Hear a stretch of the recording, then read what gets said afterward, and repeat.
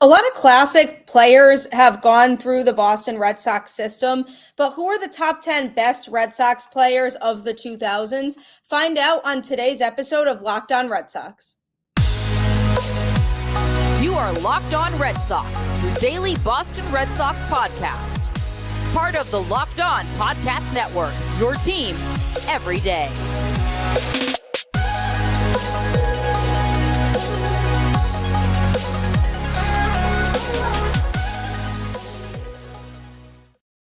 Hello and welcome to Locked On Red Sox, part of the Locked On Podcast Network, your team every day. I'm your host, Gabby Hurlbut, former ESPN social media associate and current host of the Boston Balling podcast, here to bring you the latest in all things Boston Red Sox Monday through Friday. Thanks for listening and thanks for making Locked On your first listen of every day. This episode is brought to you by Gametime. Download the Gametime app, create an account, and use code LOCKEDONMLB for $20 off your first purchase. Last-minute tickets, lowest price guaranteed.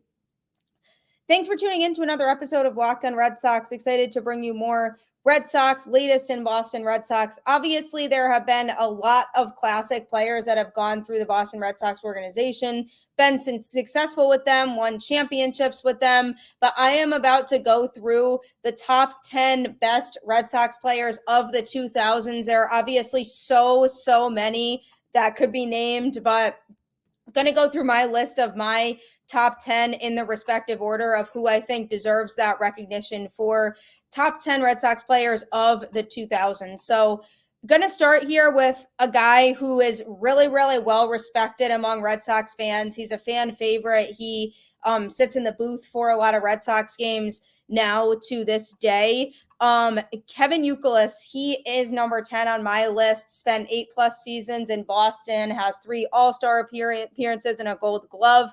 He has 961 career hits with the team and 133 home runs, which is tied for 19th most in franchise history. Also won the Hank Aaron Award in 2008. He was a great all-around leader for the Red Sox and, obviously was a World Series champion back in 2007.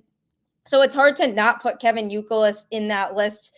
Great at his position, just made a huge impact on the team when he was here in more ways than one.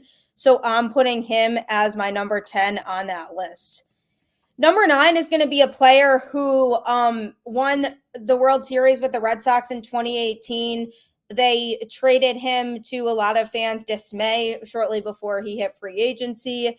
Mookie Betts, he really did it all. Super versatile player. Was the AL MVP for 2018, 3-time Gold Glover, 4-time All-Star, 2-time Silver Slugger. You name it, he did it. He won the American League batting title in 2018. Just his athleticism and versatility really made Mookie stand out to me. He was super fun to watch when he was with the Red Sox. He was a huge reason for their success during that 2018 season. And if you were a Red Sox fan watching that season in 2018, he was a player that fans would constantly mention in conversation as a player that they enjoyed watching. He was one of the best players in baseball that year and still is to this day. The Dodgers are really lucky to have him, so I'm putting Mookie at number 9. Number 8 for me is a pitcher for the Red Sox who overcame, a pretty serious obstacle and bounced back and pitched really well for the Red Sox. Jon Lester. This man, 5-time All-Star, had so many accolades to his name, 351 earned run average. He had recorded 3 victories in both the 2007 and 2013 World Series. He had 110 wins, which is 9th all-time on the Red Sox list. Lester obviously pitched really well, was diagnosed with cancer in 2006, was able to bounce back and pitch really well in 2007 for the team, and won the clinching game for the World Series in 2007.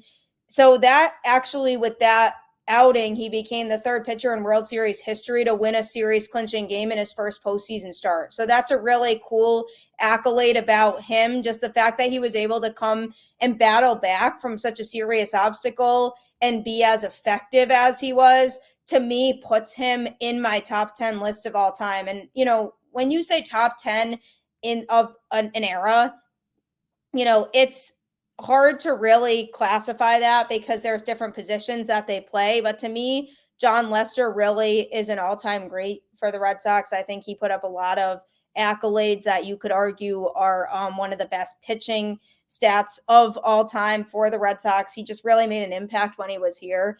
So from a pitching standpoint, definitely Jon Lester deserves to be on that list. At number 7, this guy was also a pitcher. He was really, really well known for his knuckleball. He won 186 games with the Red Sox, which is ranked 3rd in Boston history, and his 2,046 strikeouts in club history trails only Roger Clemens.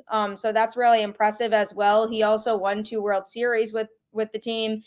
If you haven't guessed yet, yes, I am talking about Tim Wakefield, who obviously is another one who has been in the Red Sox booth and has called games lately, and just made a lot of history when he was in Boston, pitched for a while with the team. And it's always, cool to see players who spend a lot of their career with one team. And that's why it's cool for some of the players on my list that I'm incorporating on here, because it's really, really special, because obviously now you don't see a lot of that in baseball, where a lot of players now are bouncing around a lot more throughout their careers. So to see players from a longevity standpoint who last a while with a certain team and win more than one ring with the team is really cool. So I have a lot of respect for Tim Wakefield and really what he did for the Red Sox throughout his time here. So obviously, those were 7 through 10 on my list. So just to recap, number 10, I'm going with Youk, 9, Mookie Betts, 8, Jon Lester, and 7, Tim Wakefield. Again, these lists are really, really jam-packed because there's been a lot of talent that's gone through the Boston Red Sox system, if you will, in the past. So it's hard to really narrow it down to 10 players. So there's definitely going to be some, I'm sure, that you have on your list that I don't have on mine. But it's also cool to look back on, with how successful the Red Sox really have been in the 2000s, just to see who makes that list. So coming up, I'm going to be revealing numbers 6 through 4. These guys were all very, very successful in their respective positions, so you definitely won't want to miss it. Have you ever been in a situation where you're trying to cram and buy tickets at the last minute? I know I have. I'm not always a planner when it comes to doing things like that and buying tickets. So Gametime absolutely has you covered. They will work out tickets for you, give you tickets at a really, really reasonable price. It shouldn't have to be stressful buying tickets for any event in your area, whether that's a concert, a sporting event, or anything else you want to attend that involves buying tickets. It makes the process so easy. There's a lot of different events you can pick through and attend on Gametime, but they make it a really, really easy process if you're anything like me and like to wait till the last minute sometimes, or if at the last minute you decide, hey, I might want to check out that concert.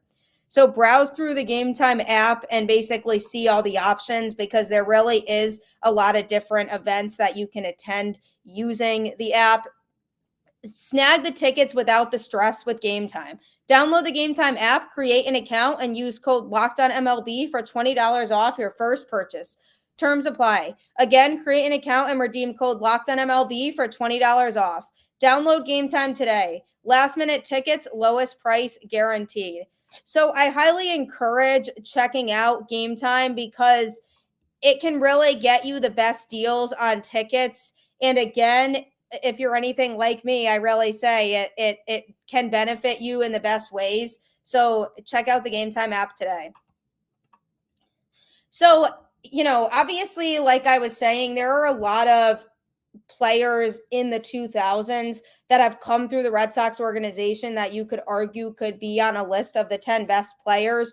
And to me, when I think of the 10 best players, I think about not only their career statistics with the Red Sox, but also what they did to impact their team off the field. So if they have really good leadership, or they were the type of player who you could count on to really rally the clubhouse, that type of stuff is really important. And when I think of the next person on my list, that really to a T is what I think of. He was really known for his leadership with the Red Sox, as well as his defense. Jason Varitek, I'm putting him at number 6 on my best Red Sox players of the 2000s list.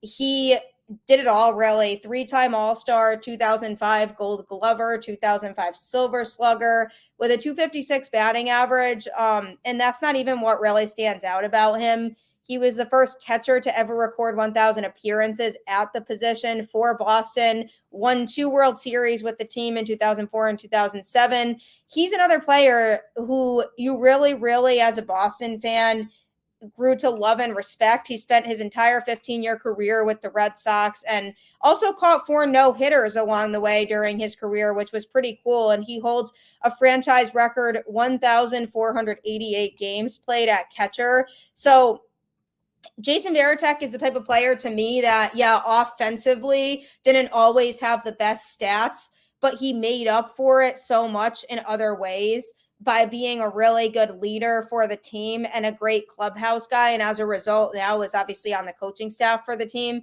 So there's only so much you can say about Varitek's impact on the Boston Red Sox, because sometimes you do have to look beyond their stats. And defensively, he had so many accolades and a lot of pitchers wanted him to be catching them.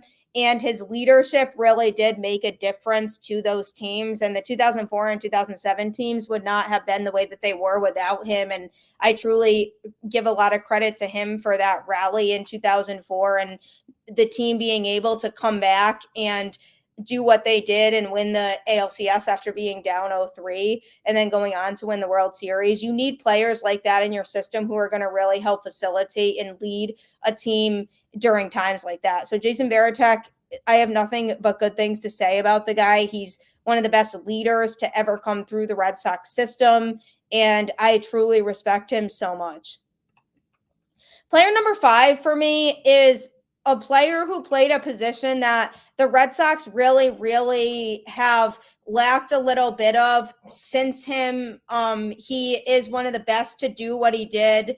6-time All-Star, pitched 725.2 innings with a 41-36 record and a 244 run average. You guessed it, Jonathan Papelbon, Red Sox closer. I'm putting him at number 5. He was always known for that really, really fiery fastball and always gave a lot of energy every time he was on the mound. He is still now considered the best Red Sox closer of all time. They have not really had a good, consistent closer since, I guess you could argue that Craig Kimbrell was a good closer, but he was nowhere near to the extent that Papelbon was. You knew when he was coming on to the field during games that he likely was going to lock it down a lot more often than not. He ranked 9th in all-time saves, and he actually recorded 368 saves in his career, but 219 of them were in a Red Sox uniform, which is the most in franchise history.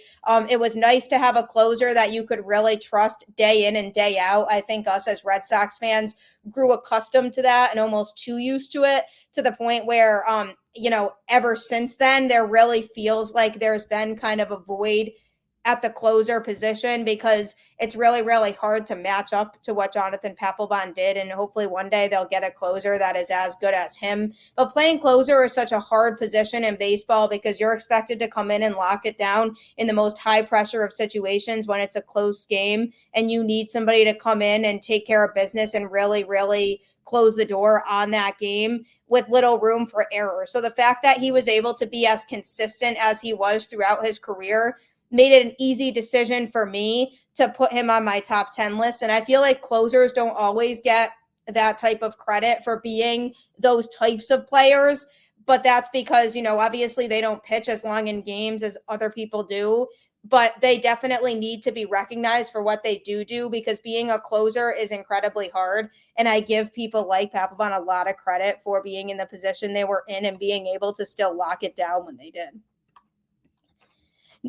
Number 4 on my list, this player here had a fantastic career with the Red Sox that unfortunately ended in a very, very unfortunate way when he got injured. I truly believe that if he hadn't gotten injured in the way that he did, he would have been a Hall of Fame player. He was a great leader for the Red Sox, great clubhouse guy, really a great role model for the game of baseball. I can't really say enough as to what he really did to represent the game and just really played the game well with a lot of integrity and was super liked across the league.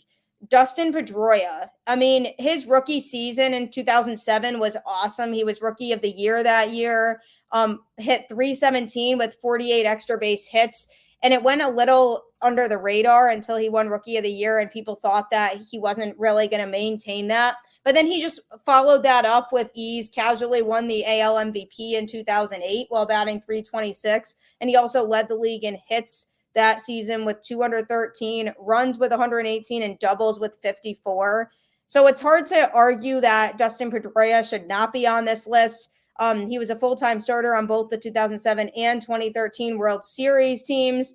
And obviously, you know, the 2013 team was really unexpected going all the way to the World Series and winning it. But he was a huge part of that, not only on the field, but also off of it with his voice and his leadership and really being able to help take charge and show the team, you know, the right way of doing things and just truly be a good role model for them. He holds a top 10 franchise ranking in several different categories. In hits, he's 8th with 1,805 total hits. Total bases, he's also 8th with 2,649. He's 10th in runs with 922 and 6th in stolen bases with 138. So there are a lot of accolades when you look at the Red Sox and you think Dustin Pedroia because he really could do a lot of different things on the field. He loves baseball and just truly loved to play the game. And I was even talking to, you know, people of other fan bases, and they would say he was one of my favorite players to ever play baseball. I mean, it was just so fun to watch him play constantly. And just when he was in the infield and, you know, when he was playing second base, you knew that he was going to bring his best game every day and put his best effort forward every day. So there's only so much I can say about Dustin Pedroia, but I think it really speaks for itself. I think his accolades and his personality really speak for themselves. So I'm putting him on this list at number 4.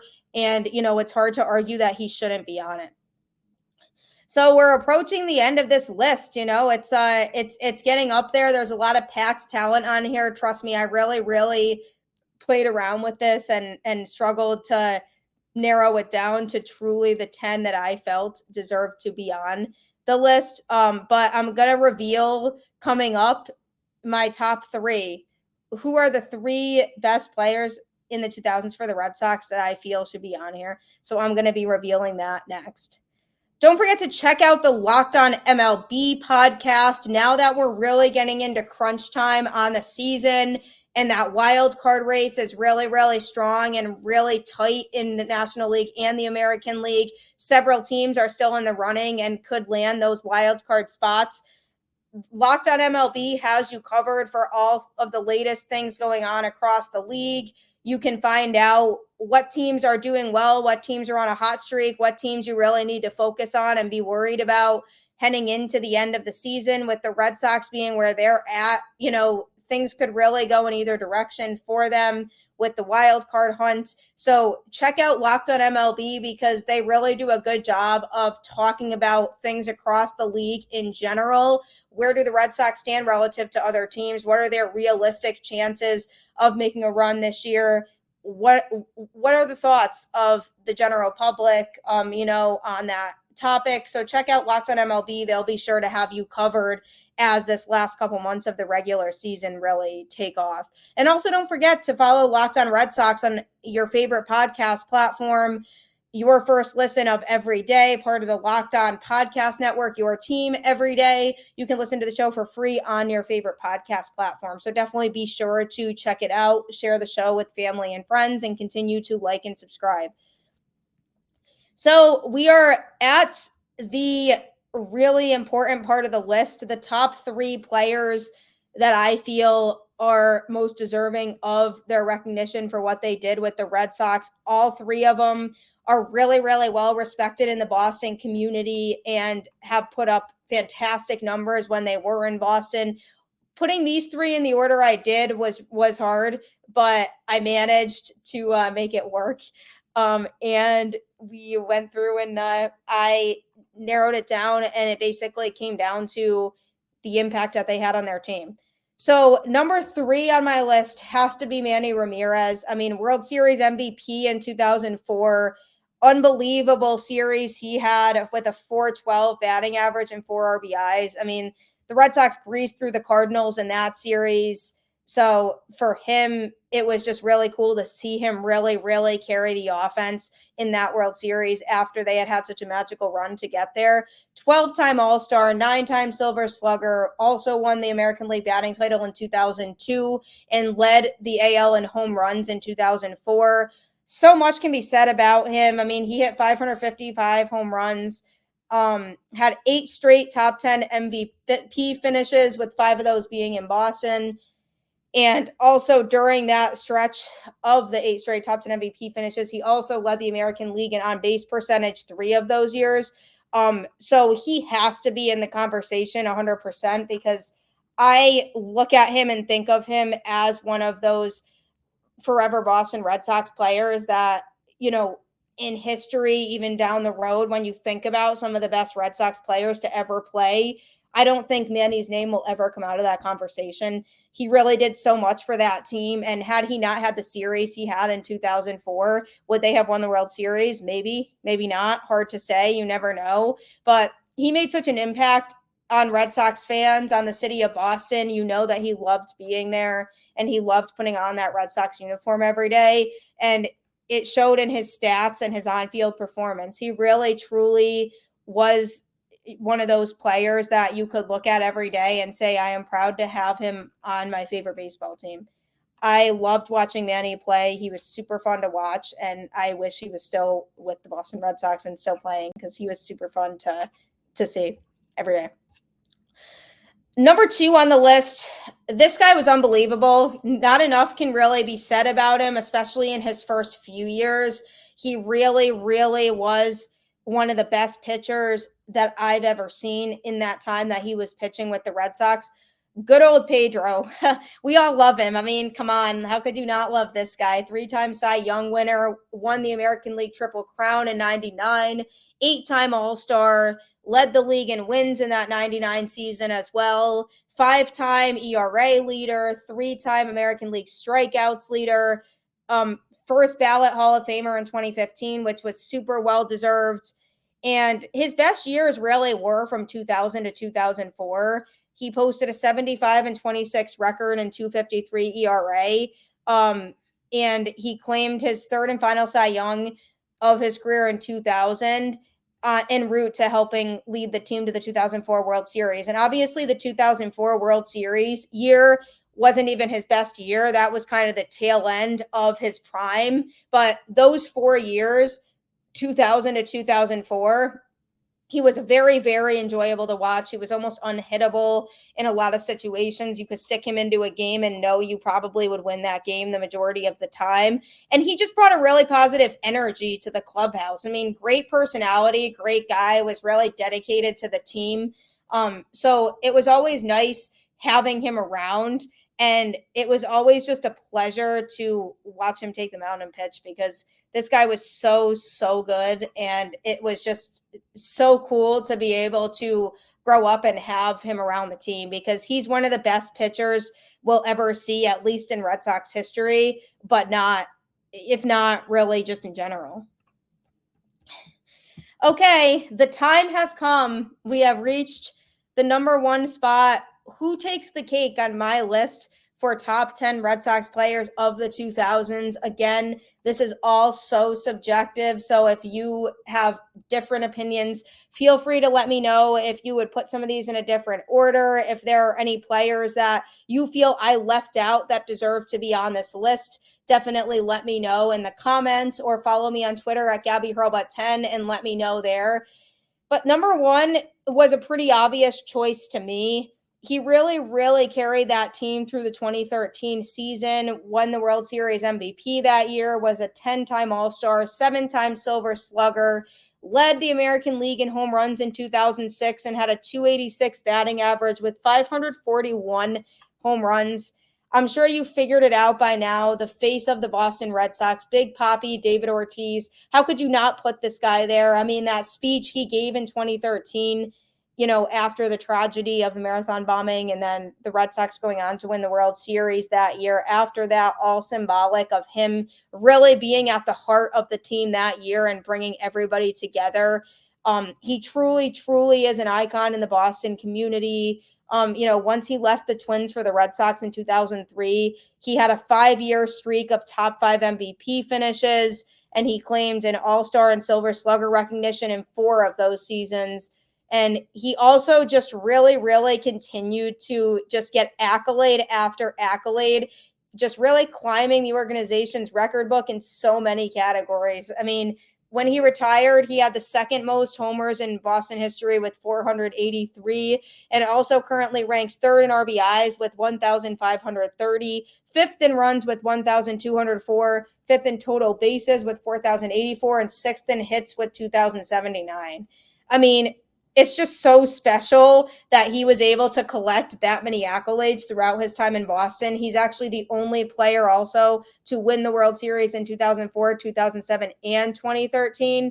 And just his final title run was unbelievable with him in the playoffs and how he did. Because during the 2013 World Series, he had 19 combined hits and walks and 25 plate appearances.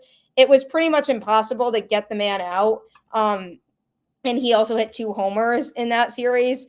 So who wanted as a pitcher to face David Ortiz? Nobody. I mean, it was definitely not comfortable for anybody going up there and facing him. And so to me, truly, for so long, he was the face of the Boston Red Sox. And if you're looking at the current team, it's probably Rafael Devers now with that long-term extension he signed, and that's probably what they're going for.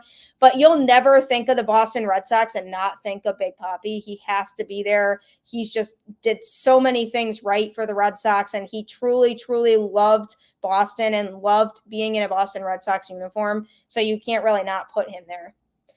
I do have an honorable mention in Nomar Garciaparra that I do feel like was hard for me to leave off the list. I think he had a fantastic career with the Red Sox. Obviously, unfortunately, his career was cut short too, and a lot of his success did come prior to 2000, but he's definitely worth being part of this conversation too, of a player that you could say really found a lot of success when he was in Boston. I believe he's a bit underrated among the Red Sox fan base. So he's definitely an honorable mention for me. But, I'm sure there's players on here that played in the 2000s that I didn't mention that should be included on this list. So please feel free to comment in the comments on YouTube or follow at LO_Red Sox on Twitter or at Gabby Hurlbut 10 on Twitter. And you can let me know who else you would include on this list that I didn't put, because asking to put a list of 10 players together based on all the players we've seen come through the Red Sox organization in the 2000s is a really, really tall task, especially from those World Series teams. I'm sure there's other players you could pull that deserve to be in the conversation, but those are my 10. They were all very, very talented players and very special players who helped contribute to a lot of success in Boston. So definitely, when you look back on it, we are so blessed as Red Sox fans to have been able to watch all these players play. So let me know who your picks would be. I look forward to seeing the comments of other players that could be in the conversation or where you might rank them. Go Red Sox, keep the faith. We will see what happens with this wild card race. Will they be in the playoffs? Will they not?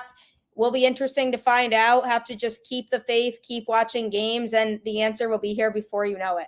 Catch you on the flip side. Take care.